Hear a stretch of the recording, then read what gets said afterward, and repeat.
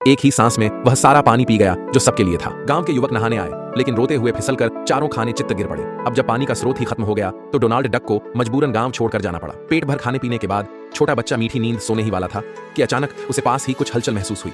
वह फुर्ती से रेंगते हुए वहां पहुंचा। अरे, वहां तो पहलवान सबके सामने बुलफाइट का प्रदर्शन कर रहा था। वह दांत भींचे खड़ा था और एक परफेक्ट ओवर शोल्डर थ्रो पलटी से न सिर्फ मुकाबला जीत गया बल्कि ढेर सारा पैसा भी कमा लिया। खुश होकर पहलवान ने पहले तो अपनी मसल्स दिखाई, फिर अगला करतब शुरू किया। 10 मीटर मोटी लोहे की छड़ को जबरन मोड़कर यू आकार का तकिया बना डाला। लेकिन छोटे बच्चे को यह छड़ तो सिर्फ खिलौना लगी। अब जब वह ऐसे मुड़ गई तो उसे जरूर बुरा लगा होगा।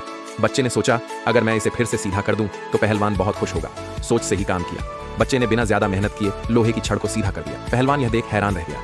उसे लगा शायद उसकी आंखों का धोखा है। उसने झट से फिर छड़ को एस आकार में मरोड़ दिया। बच्चा जैसे ही कुछ करने गया, लेकिन इस बार कुछ भी हासिल नहीं कर पाया।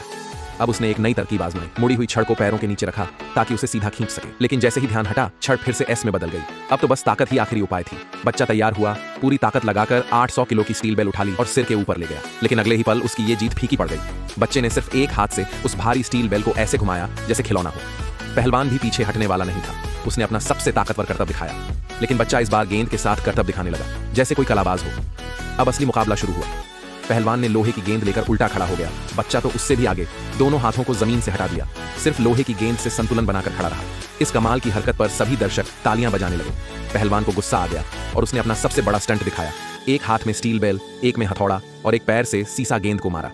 वह अब किसी भी हालत में बच्चे से जीतना चाहता था, लेकिन उसे ये उम्मीद नहीं थी कि बच्चा ताली बजाने लगेगा। वह एक तरफ उस भरे हुए गुल्लक को देखकर खुश हो गया। खुशी खुशी पहलवान ने बच्चे को उसमें से आधा हिस्सा दे दिया।